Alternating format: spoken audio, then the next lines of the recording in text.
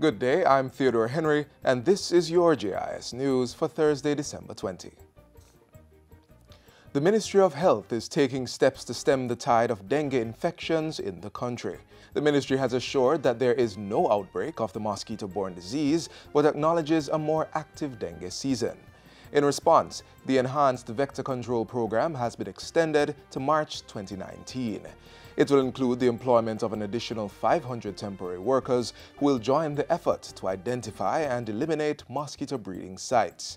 In addition, the ministry says the public can expect increased fogging in communities, particularly those with clusters of dengue cases, as well as continued implementation of the USAID ZAP program. Meanwhile, with the increase in dengue cases helping to put pressure on the public health system, the ministry is working with its regional teams to address overcrowding at some facilities. This includes the Bustamante Hospital for Children, where at least one roving nurse is stationed together with customer service officers to respond to patients' needs as they come in.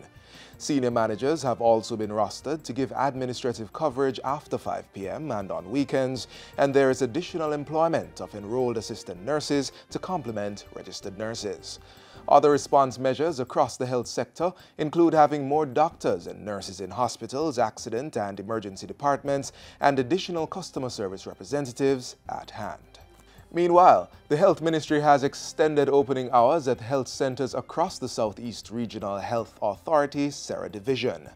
This is in response to overcrowding at major public hospitals and to ensure that persons who use the health centers can do so in comfort and convenience.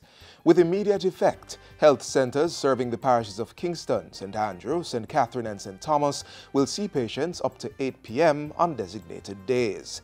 The Glen Vincent, Slight Pen Road Comprehensive and Greater Portmore Health Centers will observe the extended opening hours Mondays to Fridays. The St. Jago Park Health Center will do likewise, with the exception of the fourth Friday in each month.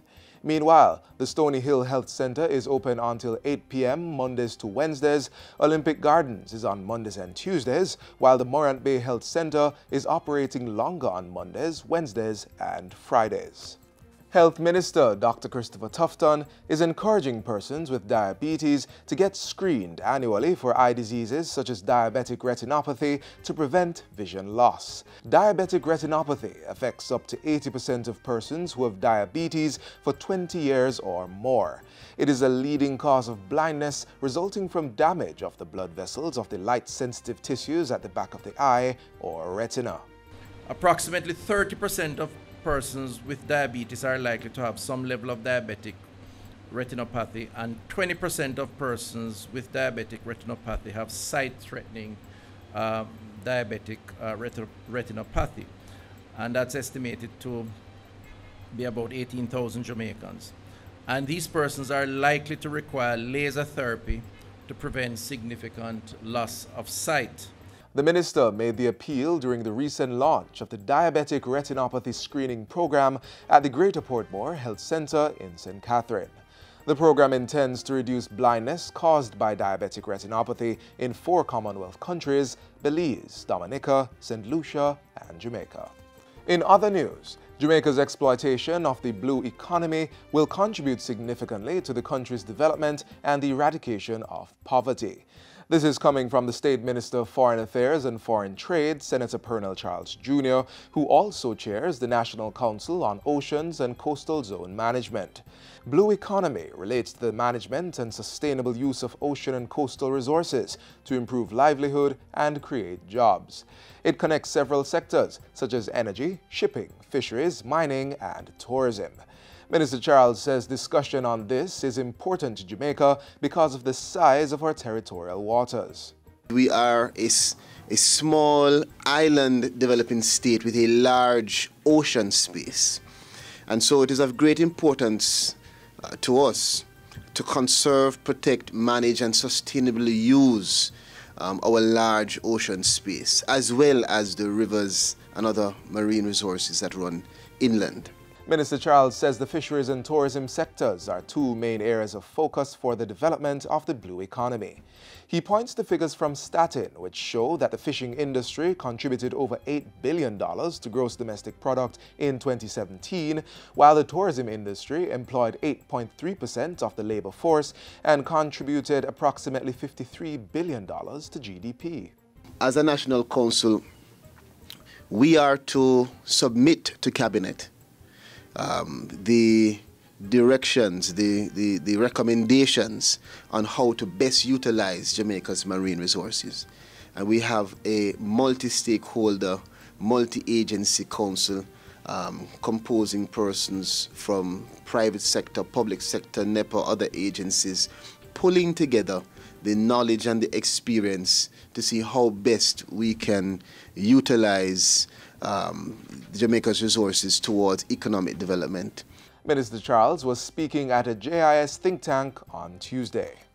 Ultra-low-cost carrier Swoop made its inaugural flight from Canada into the island on Sunday. It landed at the Kingston International Airport in St. James with 196 passengers on board. Swoop, which is owned by WestJet, will be making twice-weekly flights from John C. Munro Hamilton International Airport to Kingston International through to April 2019. It provided an enormous opportunity for the Jamaican diaspora. This is the first ultra-low-cost carrier that is coming out of Canada to Jamaica. And we could see that it fits into the demographics. Swoop is among the thousands of additional airline seats that have been negotiated for the 2018-2019 high season in December out of North America, Canada, the United Kingdom, and Northern Europe. And finally, a joint select committee of Parliament has recommended that the Child Care and Protection Act be amended to make corporal punishment prohibited in all public institutions, places of safety, and other institutions. This is contained in the report of the Joint Select Committee, which was appointed to complete the review of that legislation, as well as the Sexual Offences Act, the Offences Against the Person Act, and the Domestic Violence Act. The report was tabled in the House of Representatives on December 11 by Justice Minister Delroy Chuck.